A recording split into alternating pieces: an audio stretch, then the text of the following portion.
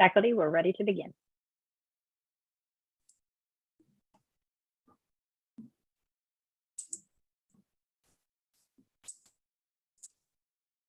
Hello, everybody, and welcome to our program, Advancing Clinical Options in CLL Using Novel Agents, Collaborative Strategies for the Interprofessional Team.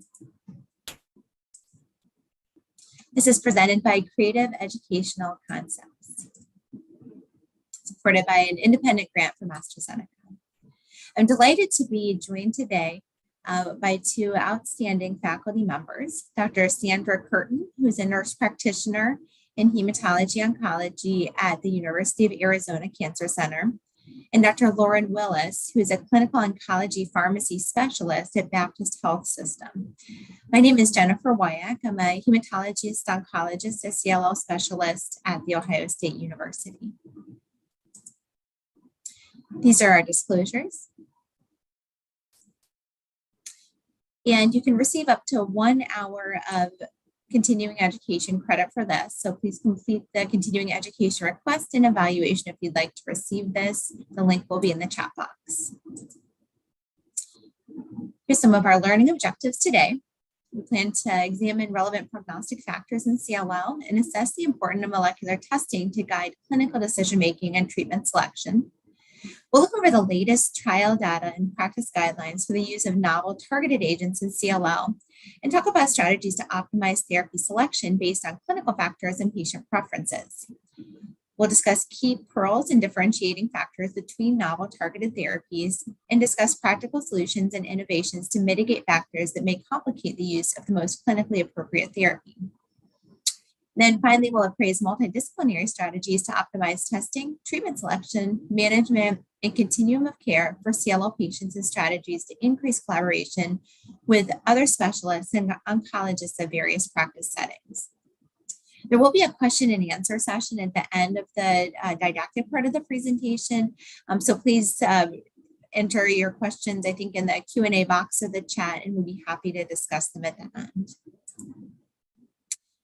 All right, so we're going to start by reviewing some of the relevant prognostic factors in CLL and talk about the importance of classification in the management of disease, both for patients who are newly diagnosed and those who are about to undergo therapy.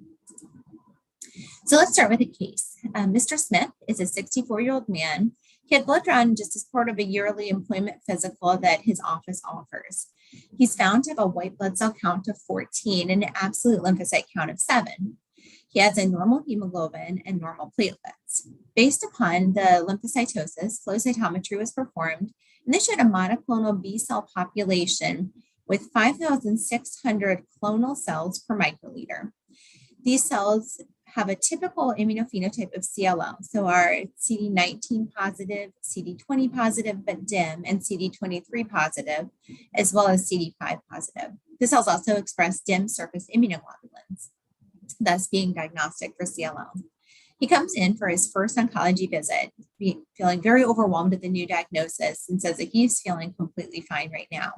He's wondering about his upcoming survival, wonders about what his quality of life is going to be in the future, and is nervous because he was planning to retire next year and doesn't know if he needs to adjust these plans. So let's start by discussing some of the etiology, pathophysiology, and risk factors of CLL. So CLL is indeed the most common type of adult leukemia in the United States.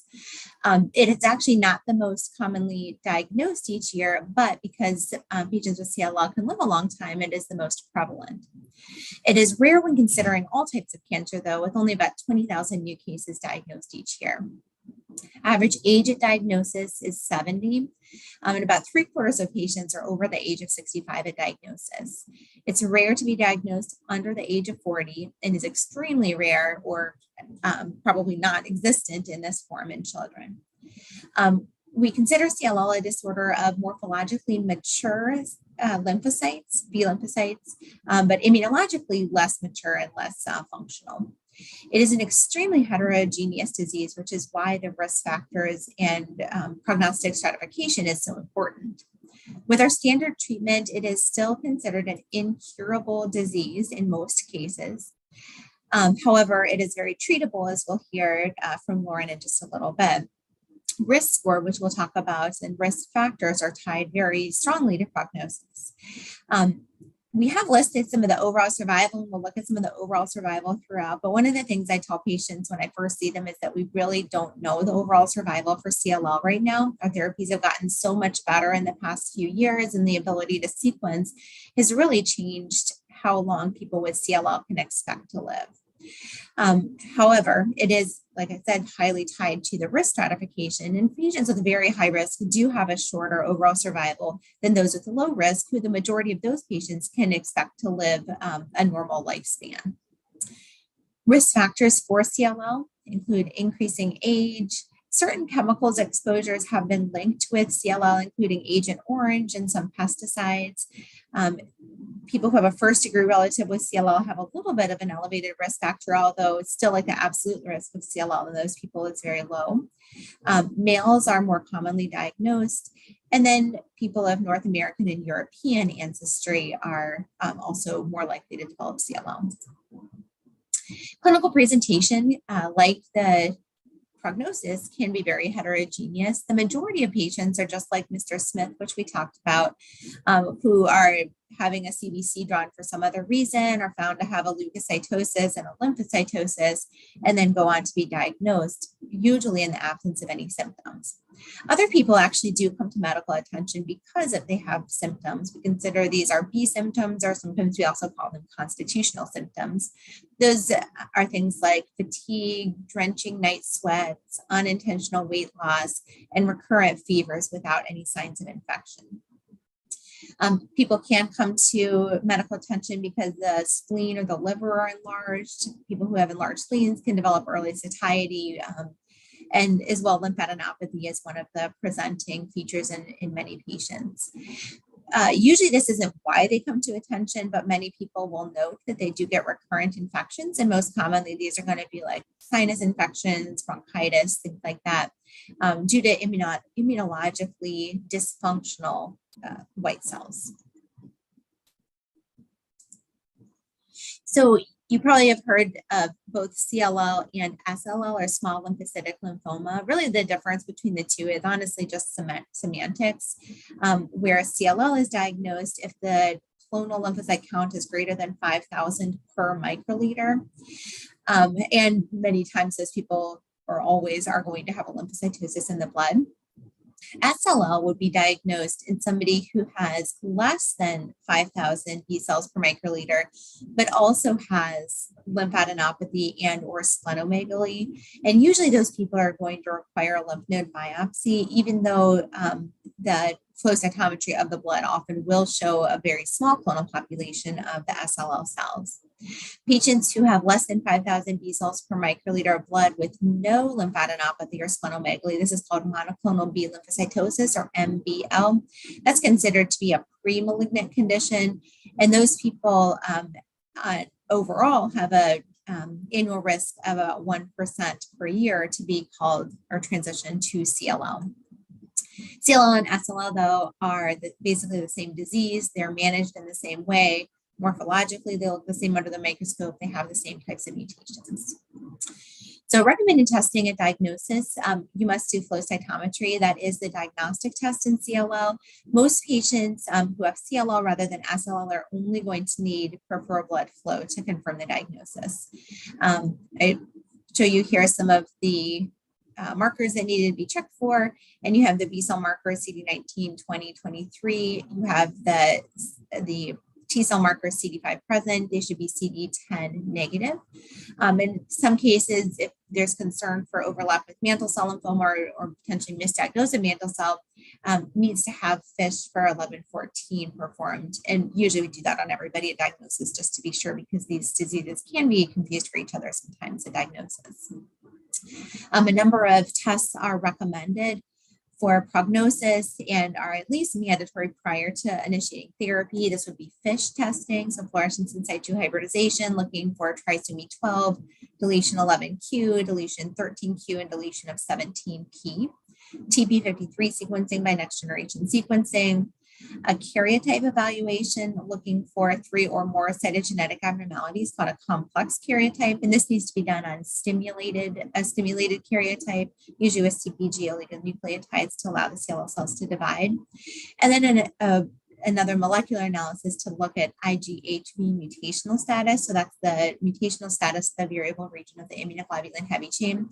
This is widely enough available right now that this should be done in every patient. The markers CD38 and ZAP70 were originally developed as surrogates for IGHV. They're not as reliable though, so really IGHV is the gold standard and should be done. When looking at favorable versus unfavorable characteristics, anything that involves an abnormality of TP53, so either a deletion 17p or a TP53 mutation, is unfavorable. Deletion 11q is also considered an unfavorable prognostic factor. Trisomy 12 is intermediate. Normal is intermediate to favorable. And then about half of patients will have a deletion 13q on FISH. If that exists as a sole abnormality, that is a very favorable marker. IGHV, patients who are IGHV mutated, which is greater than 2%, is favorable, or 2% or greater is favorable. And patients with complex karyotype is considered an unfavorable marker.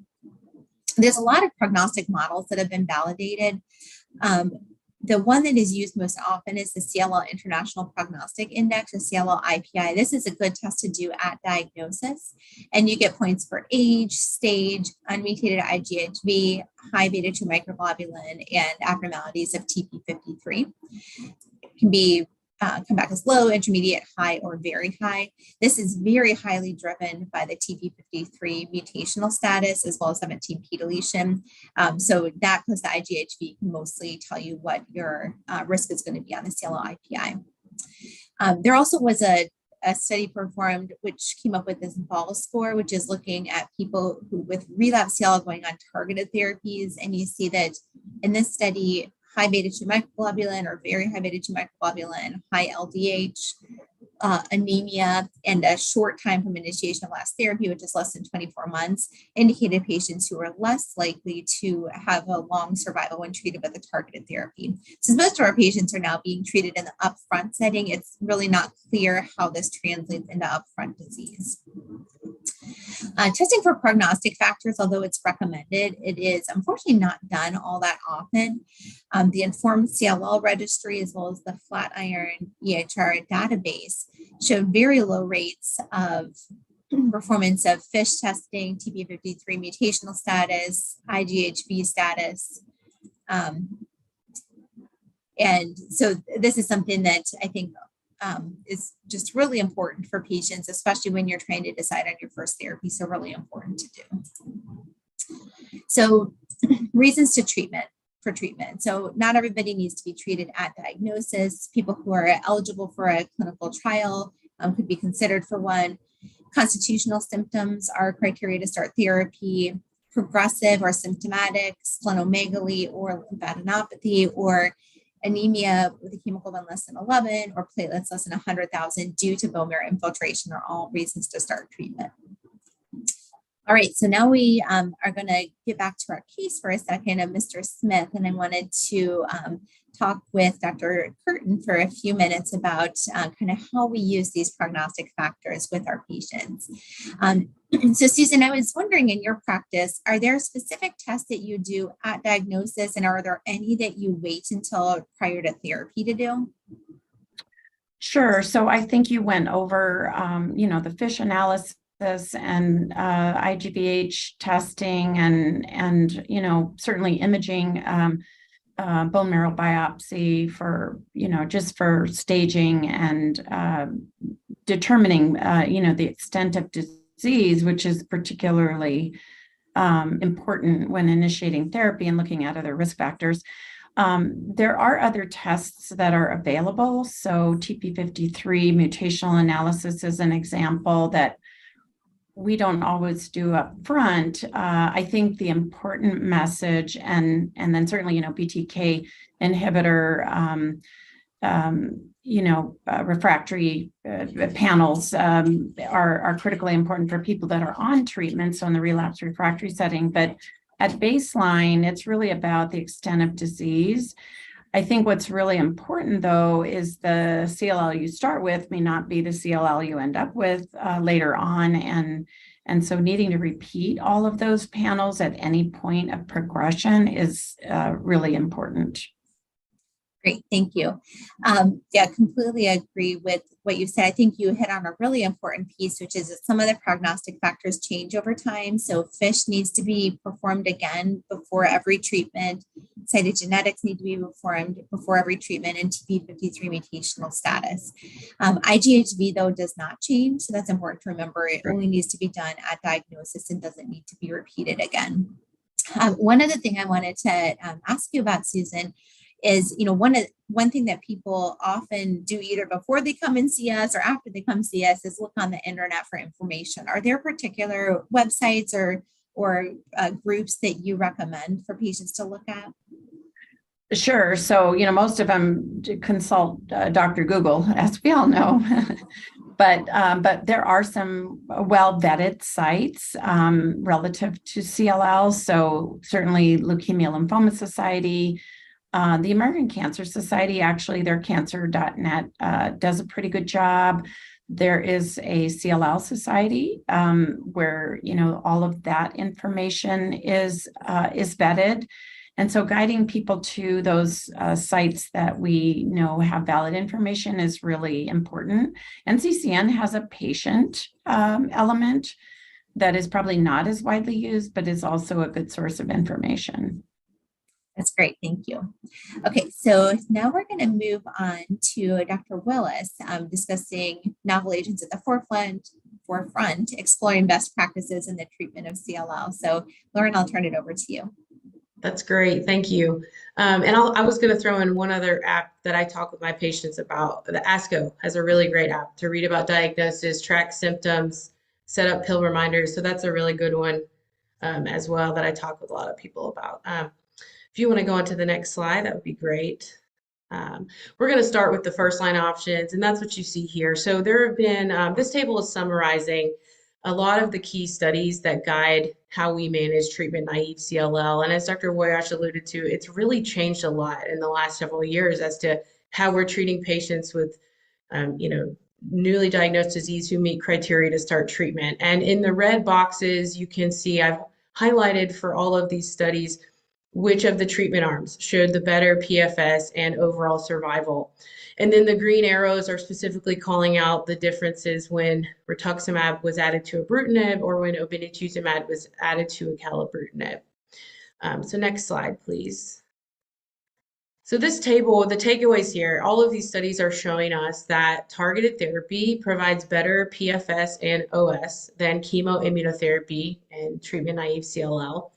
I mentioned that one study specifically showed that adding rituximab to ibrutinib did not provide any additional benefit, but adding obinutuzumab to acalabrutinib does provide additional benefit. So you'll see this reflected in a minute when we look at the treatment guidelines. If you can go back one slide for me.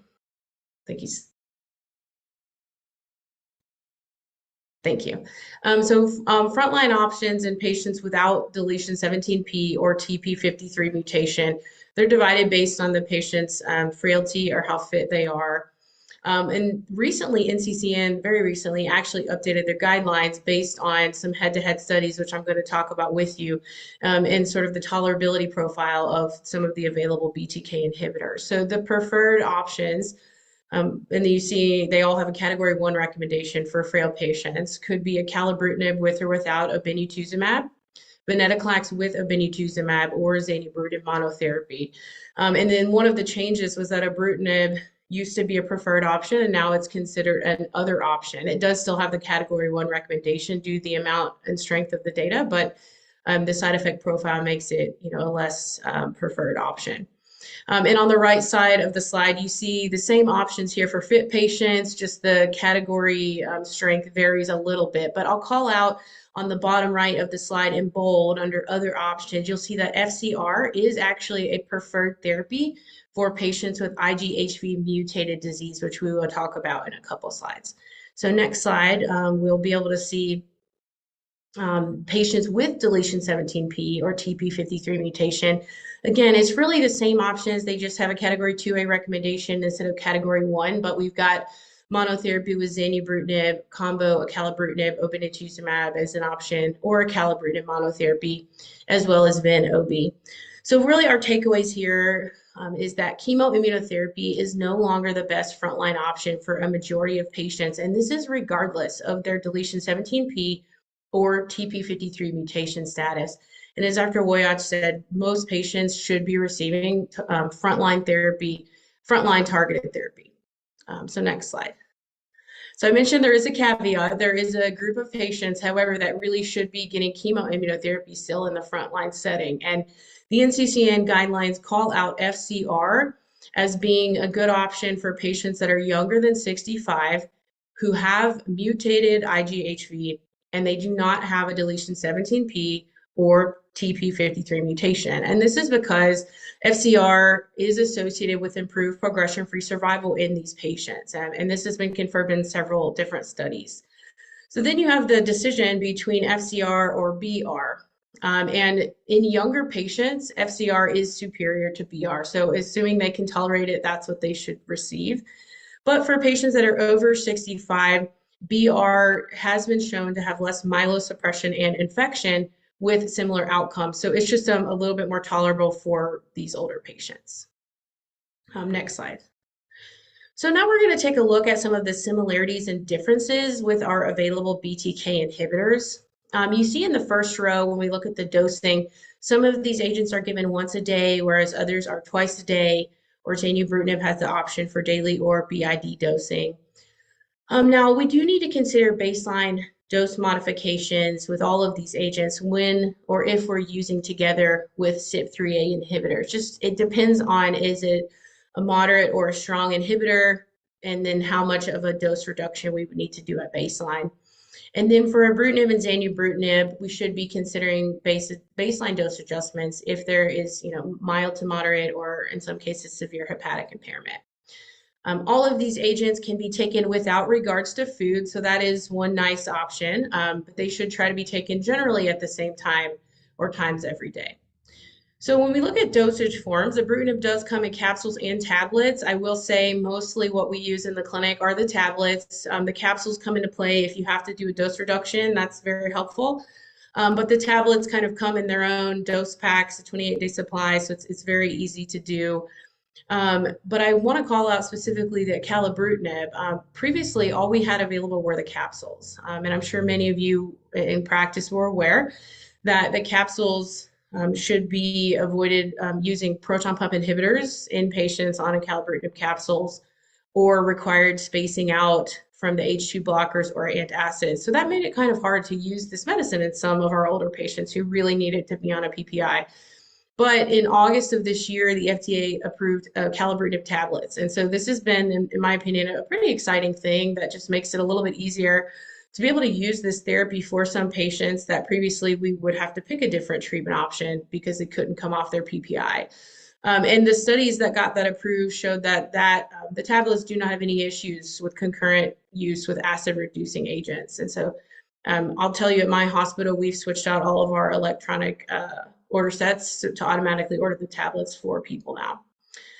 And then regarding drug-drug interactions, we've already touched on the CYP3A inhibitors and inducers. Ibrutinib also interacts with PGP substrates. And then regarding food interactions that I talk about when educating my patients is to avoid grapefruit juice, Seville oranges, and star fruit. And that's because of the strong CYP3A interaction there. And, Sandy mentioned a little bit briefly about resistance, which can sometimes occur. So if patient's disease is not well controlled or there are concerns for resistance, you really should test for those mutations because it's known that a C481S mutation in BTK none of these agents will work. The patient would need a different therapy. So next slide. So we'll look at some of the common adverse events of BTK inhibitors. There are several class effects. You'll notice there's check marks in multiple columns here for things like cytopenia, diarrhea, myalgia, arthralgia, rash, fatigue, and upper respiratory tract infection. They occur in varying degrees, but can happen with all three of these agents. And then zanubrutinib really doesn't tend to have bruising, headaches, or issues with the pyrexia, where the other two agents can. And then ibrutinib is more likely to have peripheral edema or nausea compared to acalabrutinib or zanubrutinib. So the next slide talks about some of the serious adverse events with BTK inhibitors. Again, this is a class effect: hemorrhage, atrial fibrillation and flutter, grade 3 or higher infections, including opportunistic infections, grade 3, 4 cytopenias, and then secondary primary malignancies. So this table kind of breaks down the various primary malignancies. And I'll tell you, the most common would be non-melanoma skin cancers. And so even though it's not a super common thing, it's something that if it happens is months to year, like later down the line in patients on BTK inhibitors. I have seen it happen occasionally. So I do always talk with my patients about just keeping an eye on their skin and letting us know if they're noticing any kind of new lesions or something that might need to be evaluated. On the next slide, I've summarized, so I mentioned that the NCCN recently updated their guidelines because of these head-to-head studies, and this is one of them. It was the phase 3 Elevate RR trial that compared ibrutinib directly to acalabrutinib in patients with relapsed refractory CLL. And this is the takeaway points here, is that acalabrutinib was associated with fewer common grade 3 or higher and serious AEs compared to ibrutinib. It also showed fewer treatment discontinuations due to side effects, less cardiovascular events compared to ibrutinib, although it did have an increased frequency of headaches, cough, and fatigue. And then the next slide talks about the Alpine trial, which was also a phase 3 study comparing ibrutinib to zanubrutinib in relapsed refractory CLL. And at ASH recently, one of the late-breaking abstracts did have some updated data for this trial, but it was showing that zanubrutinib was associated with less grade 3 and higher in serious adverse events, less fatal adverse events, fewer treatment discontinuations due to adverse events, less AFib and flutter compared to ibrutinib. Zanubrutinib did have a higher incidence of neutropenia and secondary primary malignancies, but they did have similar incidence of hypertension. So this is why, NCCN lowered ibrutinib down to another option and instead of the preferred option, just due to the side effect profile of that compared to these other two therapies. Next slide. So if you think back to the treatment algorithm for frontline options, I mentioned venetoclax with obinutuzumab is an option. And this is a 28-day cycle is how we keep track of this.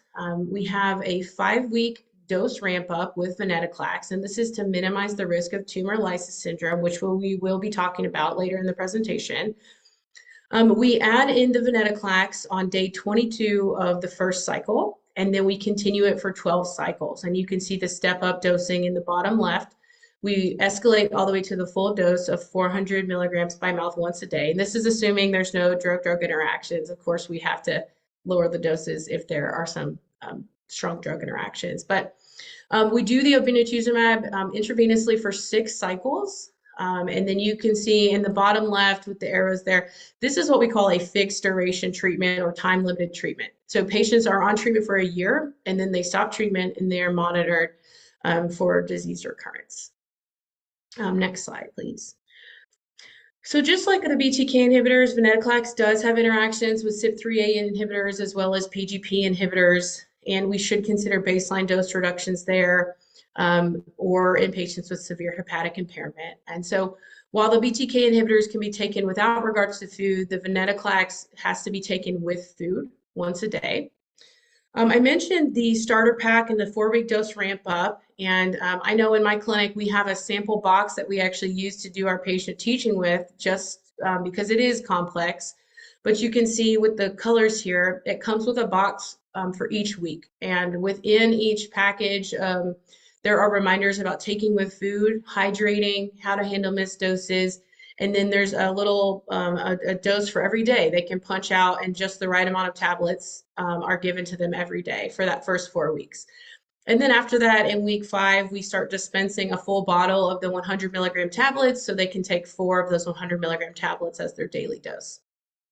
And similarly to the BTK inhibitors, we educate patients to avoid grapefruit juice, the Seville oranges, and starfruit because of that CYP3A interaction. Next slide. So some common side effects with venetoclax, you'll notice on the left, they look somewhat similar to the BTK inhibitors. We see cytopenias, Some diarrhea and nausea can happen. And I'll mention that the GI side effects, if they happen, are usually mild and kind of self-limiting, although some of my patients have required some supportive care until those things resolve. Upper respiratory tract infections and cough, myalgia, pain, fatigue, and edema can also occur commonly with venetoclax. And then on the right, you see some rates of neutropenia. So the neutropenia, it can be early, but it can also sometimes be something that presents late and can sometimes be one of the more problematic things in order to keep patients on treatment. But we are going to talk about some management strategies to try to keep patients on treatment if they're having issues with the neutropenia. And that being said, too, the rates of febrile neutropenia are typically pretty low.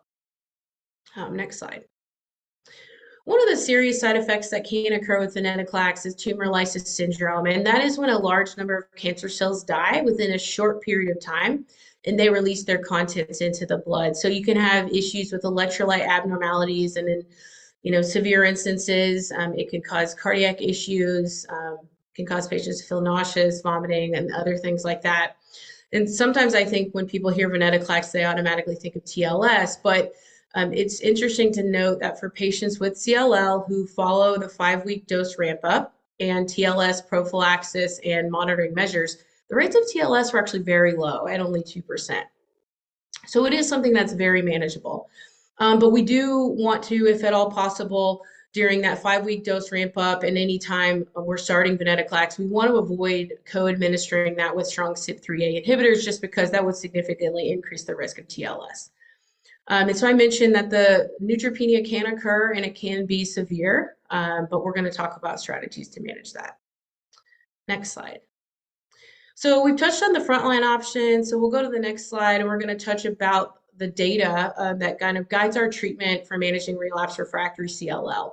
And you see in the left, these are several of the key studies that I mentioned, and some of them are, again, comparing targeted therapy to chemoimmunotherapy.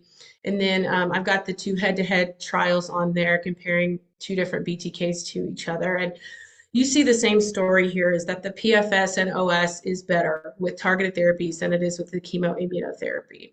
And I'm just mentioning briefly here that we're not going to go in depth in this presentation into the PI3K inhibitors. You will see them briefly mentioned in the guidelines for like multiply relapse disease, but they're not used that often and the side effect profile can be pretty hard for patients to tolerate. So next slide. So in the relapse setting, if we're using venetoclax, we would use it in combination with rituximab instead of obinutuzumab like we do in the frontline setting. And the 5-week dose ramp up is the same, although the duration of this fixed duration regimen is a little bit different. So instead of 1 year, it's actually 2 years. So you see 24 months of venetoclax. And then the rituximab is given for the cycles 1 through 6.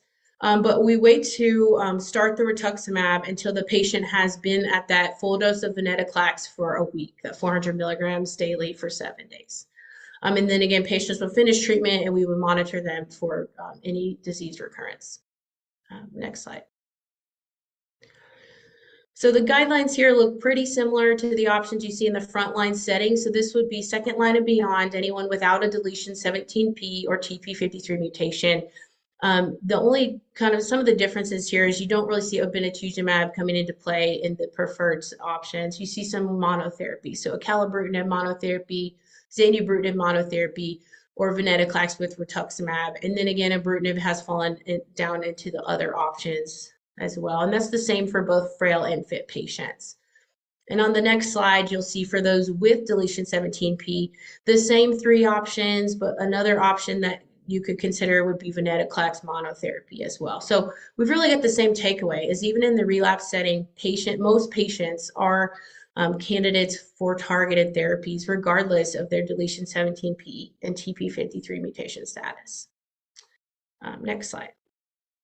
So we've got the next 2 slides here have some treatment algorithms. And one of the things I liked about the new updates to the NCCN guidelines is they did include some algorithms like this to try to help provide guidance. As Dr. Woyash talked about, we're learning a lot about sequencing of these therapies. And so if in the first line setting, you had a patient get a BTK inhibitor with or without the anti-CD20 antibody, if you look on the left here, if they were to progress on that regimen, then most people would recommend switching them to a different drug class here, the venetoclax with or without rituximab. But if we go to the right, if a patient was intolerant to frontline BTK inhibitor, you could consider, stopping treatment and waiting until they progress. And then if they do, starting them on an alternative BTK inhibitor or Venritux. And then if they were to progress on those, again, you then just kind of switch to, one of the other drug classes. So, and then you see PI3K there at the bottom. As I said, it's like third line and beyond. We would consider any number of various options or clinical trial. There's a lot of clinical trials ongoing. So on the next slide, it talks about what you do after first-line venetoclax. And so this will be venetoclax with the obinutuzumab frontline. So on the far left of this picture, you see if they progress on that therapy, we would put them on a BTK inhibitor. In the middle, you see here if they progress after therapy completion. So I mentioned this is 1 year of fixed duration treatment, and you stop treatment and monitor. So if they stop treatment and then later had disease recurrence, you could consider doing a venetoclax-based regimen again, or you could decide to start with a BTK inhibitor. And then if they were to progress on one of those lines, then you would just switch to the other therapy. And then on the far right, if you had intolerance with frontline Ven-Ob, you could consider reinstituting or continuing venetoclax-based retreatment if you were able to provide supportive care and dose reductions. It kind of just depends on what the intolerance was and how severe it was, using your judgment there. Or you could make the option to choose a BTK inhibitor. So I think that covers our treatment options and sort of some of the common side effects. That's great. Thank you, Lauren. I think in the interest of time, we'll save our discussion for the end, and we'll move on to Dr. Sandy Curtin, who's going to discuss multidisciplinary strategies for the oncology care team. Thank you very much. And so I think one of the big things we think about today is shared decision-making. And I want to just make sure we understand that informed decision-making is not necessarily the same. So we consent people, we describe trials, for instance, we describe treatments, and we have them sign a consent form. But really, when we talk about shared decision-making, this is a two-way, bi-directional conversation. It is not one conversation, but a process.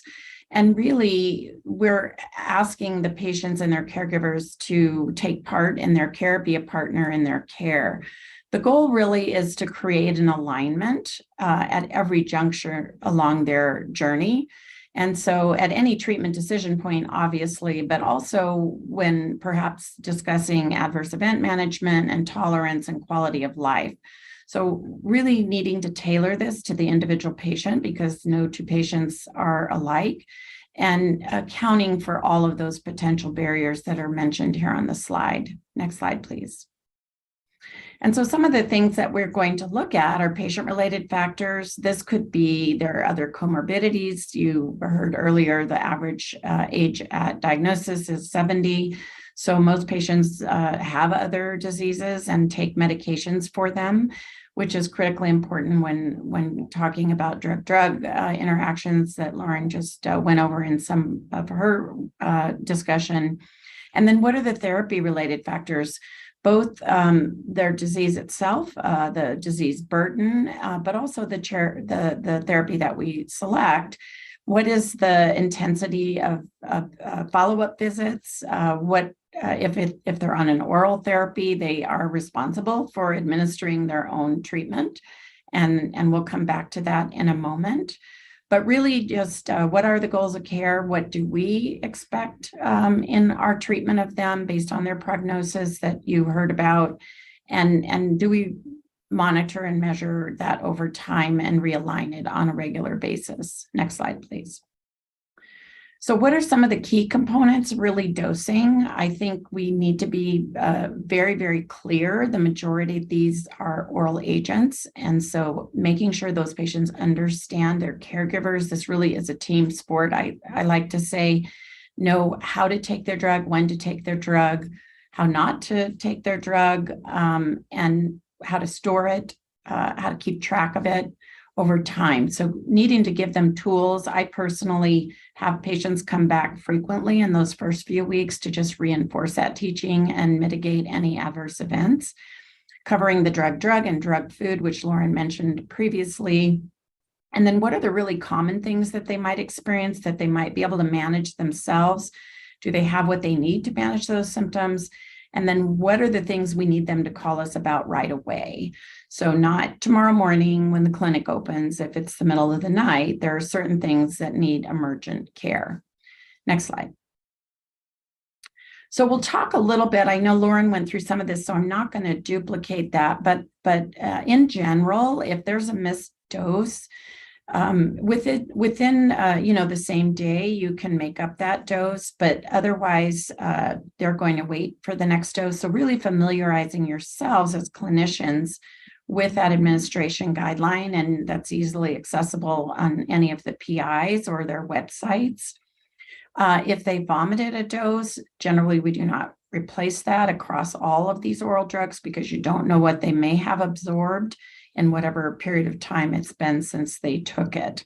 So familiarize yourself with the individual administration guidelines. Next slide, please. And then we talk about adverse events. And so Lauren did talk about this a little bit. I think I'll focus a little bit more on some of the other management strategies. So atrial fibrillation, whether they have a history or not, can occur. So we need to be listening to the heart. AFib may choose to present itself intermittently.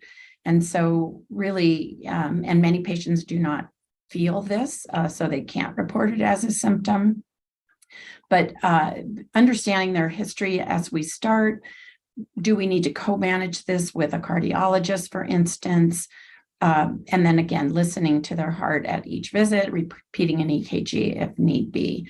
They can safely be on anticoagulation for the most part. Ibrutinib does carry a slightly higher risk of serious bleeding events, but there is some level of class effect. So being mindful of their medication list, certainly. Diarrhea, we know how to do this. Quantifying that, is it 1 diarrhea stool a day or is it 10? That makes a difference. So understanding the grade of that adverse event, and then what can be safely co-administered with these oral compounds, dietary changes, et cetera. Headaches, as you heard, this is something that we've seen certainly with ibrutinib, some with the zanubrutinib. And generally, this as well, we can manage this effectively with, typical headache medications. Certainly, hypertension, this can be acquired over time. And so if they start with hypertension, need to monitor that, again, possibly co-manage with whoever is managing their high blood pressure, but also watching for the incidence over time, particularly on ibrutinib. Next slide, please. And then these patients are all, at increased risk for opportunistic infections. So depending on where you live and what region, I'm in Arizona, and so we have something called valley fever, coccidioidomycosis, which is endemic here, and we prophylax patients for that with an antifungal. Can consider antiviral prophylaxis, but knowing your regional trends and then just really working through the guidelines that are ever changing for vaccines. Even though they may not respond, they may have some level of response. So reviewing vaccination guidelines, including for COVID, is really important as a clinician, and these are updated regularly through the CDC. So checking that site is a good idea. Myalgias, arthralgias, generally these are self-limiting and can be effectively managed. We, just like diarrhea, we can certainly manage nausea. Just make sure they have something at home ready to go and know how to take that appropriately. You heard about the neutropenia. There are instances where patients may receive growth factor, although as Lauren mentioned, grade 4 or febrile neutropenia is less common. These patients tend to get sinopulmonary infection, if anything, and so being very vigilant about those symptoms is critically important. Some of the drugs can cause a rash, again, mostly self-limited, and then certainly we can see thrombocytopenia, and a lot of this really depends on where they start, what their marrow looks like when we start. So to our discussion earlier about staging, understanding what's the marrow capacity for recovery is really important. Next slide, please. I'm not going to spend time on here because I think Lauren talked a lot about this. I don't know all the CYP3A4 inhibitors. I use Lexicomp in my EMR to do drug-drug interactions. This is also where you phone a friend, namely your local pharmacist, to help you work through those drug-drug interactions.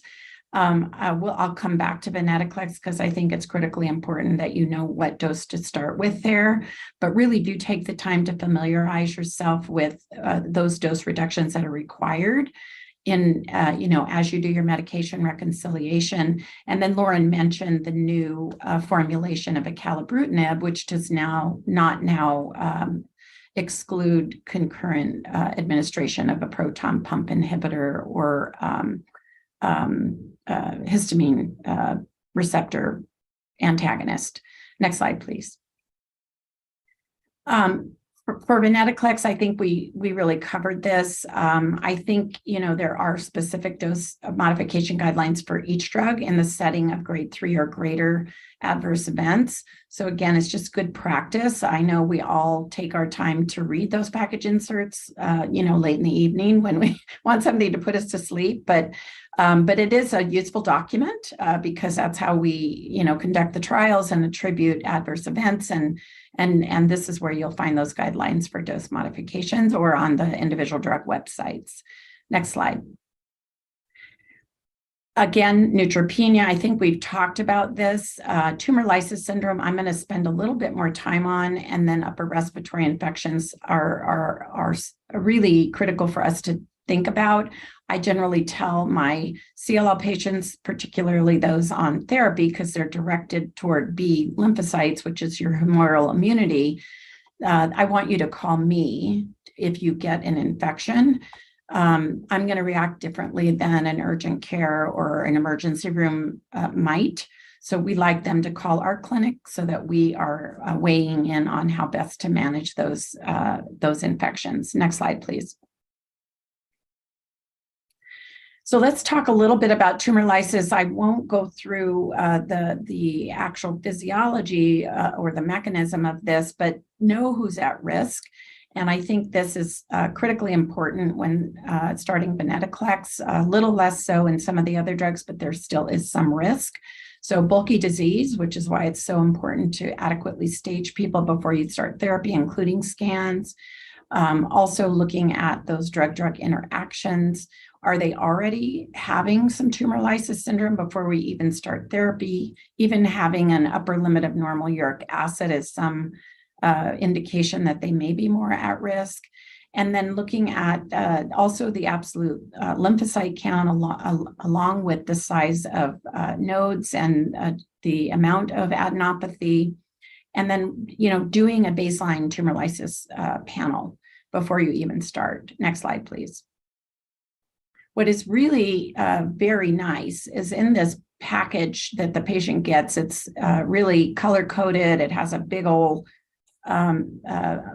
fold-out thing that the patient can use to guide their therapy, but it also helps us in analyzing, are they low risk and can we safely do this in the outpatient setting, ensuring that they're able to take adequate hydration and don't have any baseline tumor lysis, no bulky disease, an ALC less than 25. We can safely do this in the clinic. What we do is we have them bring their pack. We do the baseline labs. We dose in the clinic. You have to do a second check of their labs later in the day, and then we do another check the following day. So if you don't have the capability to do that in the outpatient setting, there's no reason you can't admit them, but there are a group of patients where this is possible. And also, this is why there is some a debulking in that primary, in the initial therapies when combined with obinutuzumab, and by debulking with the monoclonal, then hopefully you will not have bulky disease and patients are at lower risk for tumor lysis. Next slide, please. And then similarly, we're going to look at medium risk, and the parameters are here, and that looks very similar. But in this case, if we really can't get them IV hydration and can't do this safely again in the clinic, there's no reason that we, that there's some people that need to be admitted just for this initial ramp up, the first 2 doses. Next slide, please. And then for high-risk patients, it's not a question. I was involved in the original clinical trials of venetoclax, and we had a patient, took 1 dose, had tumor lysis. This was before the 5-week ramp up. The drug can work that quickly, so you just simply don't take a chance. If you follow this ramp up and appropriately, and it's very clearly outlined, as you could see, as Lauren mentioned, the risk of clinical tumor lysis is 2%. So super important to understand it and follow it to the T. Next slide, please. And then to manage it, we can dose reduce if there are potential drug interactions, and or if they do develop tumor lysis while on therapy. There are guidelines for how to restart the drug. And those patients just need to be watched very closely. But again, with the 5-week ramp up, it's fairly uncommon. Next slide, please.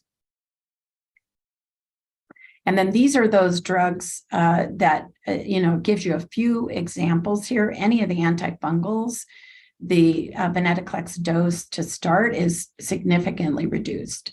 And so really familiarizing yourself with that, checking with your clinical pharmacist, looking at the package insert before you start is really important so that you do limit that risk of tumor lysis. Next slide, please. So in closing, we really want to optimize each therapy for patients. Most of these are oral therapies. Really takes a lot of education, and that has to be reinforced over time, giving people tools that are available to them, either through whatever resource you use in your EMR, or other resources that are available through other groups that we mentioned earlier. Many of the specialty pharmacies that dispense these drugs also have a follow-up program available through the specialty pharmacy, but it really takes a team. And we want to optimize each therapy and prolong the time on each therapy to be able to achieve the best outcome. So poorly managed adverse events can limit that and limit the quality of life. And, lack of adherence can decrease or produce inferior outcomes. So really working as a team, as I mentioned, I see these patients frequently in follow-up as they're starting and reinforce that teaching that process works well for me. Next slide. And I'll turn it back over to Dr. Wojak. All right. Thank you so much, Sandy. That was great information. So now we will do question and answer. So if you have any questions, please go ahead and put them into the chat or put them into the Q&A box. While we're waiting for people to submit some questions, maybe we can have a little bit of a discussion among the 3 of us. And Sandy, one of the things that we obviously are thinking about a lot right now is COVID. And when our patients are getting COVID, they're potentially getting treatment with drugs like Paxlovid. Yes. Do you mind just letting us know what you guys are doing in your practice in terms of interrupting drugs, continuing, and then how to manage those interactions? Sure. So, there was, an international consensus group that came together that had some guidelines about should you continue or should you stop various B-cell directed therapies. And they talk about the drugs agnostic of disease state, but I think in the B-cell population who are already compromised, there's some question about do you continue those B-cell directed therapies? As interrupting a BTK inhibitor for more than a week or 10 days, they can have a little bit of a flare. If you are in the early phase of ramp up in venetoclax, it makes it complicated if you're interrupting therapy. So I think there has to be a discussion about what you do. Paxlovid does not get along with any drugs. And so the question is, can you safely stop what they're on to administer Paxlovid? And so a lot of this data changes over time. I've been the COVID captain at my institution the entire time, and keeping up with all those guidelines is really difficult. We check in with our infectious disease physicians as well. but being very vigilant and very quick to admit for monoclonals, which now in the outpatient setting are not really available for infusions. So those in our institution can only be given inpatient. That's great. Yeah, I don't think that there's any monoclonal antibodies right now that have efficacy against COVID. Omicron, And then yeah. so for Paxlovid, like you mentioned, there's drug interactions with all the BTK inhibitors and with venetoclax. So generally, we have people hold the oral CLL therapy during the 5 days that they're taking Paxlovid and then just restart afterward. I think outside of that, there's not a lot of data that you should really be stopping any of the treatments for people with COVID. Obviously it could be considered if they're sick enough to be in the hospital, which luckily doesn't happen all that much right now. I have one question here. What tests do we order upfront at diagnosis? And I can go ahead and take that one. So, all of the prognostic tests that we discuss, we kind of say they need to be done prior to starting therapy, but I really think that it's very helpful to do them all at diagnosis, just because so many people come in, they feel okay, they really want to know a lot about their prognosis and whether they are going to need to be treated ever, whether they're going to need to be treated soon. So I generally will do IGHV mutational status, I do FISH, I do stimulated karyotype. And depending on the patient and kind of the presentation, I will either do a TP53 mutation test then, or sometimes I wait in somebody who I know otherwise has good risk disease, just because it is an expensive test and sometimes it's hard to get that done multiple times without incurring a big charge for the patient. But you could certainly do all of those at diagnosis. And then if it's been more than a couple years between diagnosis and starting treatment, then you want to repeat the FISH testing, the cytogenetics, and the TP53 mutational status. Okay, so Lauren, I have a question for you. You had mentioned, so we had mentioned a little bit when talking about the side effects, like we talked a lot about tumor lysis, which obviously is what people really think about with venetoclax. One of the side effects that I find is the most challenging when you're starting, especially venetoclax or obinutuzumab, it's in neutropenia. And wondering if you could kind of talk us through what to do with patients who have neutropenia during the course of especially the ramp up. Yeah, so that's a great thing. I think there was a slide in our deck here that does talk about that, and the package insert provides some guidance, and there's also some nice studies out there giving us guidance there. It really, in the initial series, you're kind of deciding, do you think the neutropenia is due to the venetoclax, is due to the disease, and like you can use growth factors as needed, but it's really that kind of using your clinical judgment, I think there. I mean, I'd be curious how you handle it at your facility or Sandy, how you specifically manage that. Yeah, I really try hard to get people through the ramp up without stopping, interrupting, or, worse, dose reducing when you're trying to be going up on the dose. So yeah. I'll give growth factors pretty liberally during that time. Although as noted, the risk of febrile neutropenia is really low with that regimen. Sandy, do anything differently? No, I would agree. We don't use growth factor as often. These people are functionally neutropenic when they start, and we don't see the typical bacteremias because these drugs don't disrupt the gut. And again, what we see more often are these sinopulmonary infections, which are probably more related to the B cell suppression. And one thing I thought that we should talk about real quickly is when we're stratifying patients for TLS risk. So we talk about looking at the absolute lymphocyte count and the CT scans. And one thing that we usually do when we're doing obinutuzumab and venetoclax, since you do debulk them some with the obinutuzumab, is I often don't get the CAT scans until after a couple of doses of obinutuzumab, because sometimes you do get some lymph node shrinkage at that time. Do you guys do anything differently? No, I think that makes a lot of sense to do as well. Yeah, what we do is if we have people that have palpable nodes in addition to the nodes in their abdomen, and these all shrink away, you have some sense that the rest of them are doing the same thing. But you're right, you really, to be accurate in estimating risk, you would need to image before you started the venetoclax. And we Okay, checked the well, two.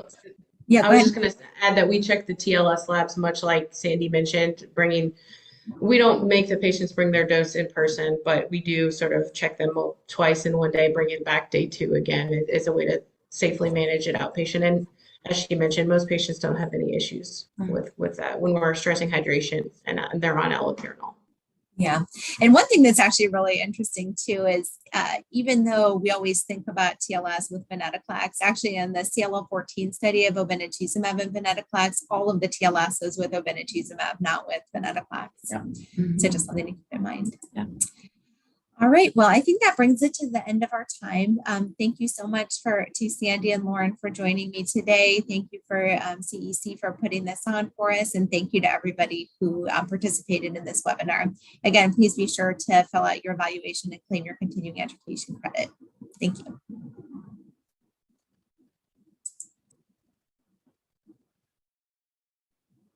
Yay. Hey, thank you all so much. Just for those of you that are still on the webinar, the link is in the chat box and it will hopefully pop up in your webinar or your URL when I close it. So thank you all so much. Yeah, thank you. Thanks, Have a great everyone. day. Happy holidays. Yeah, you too. Bye.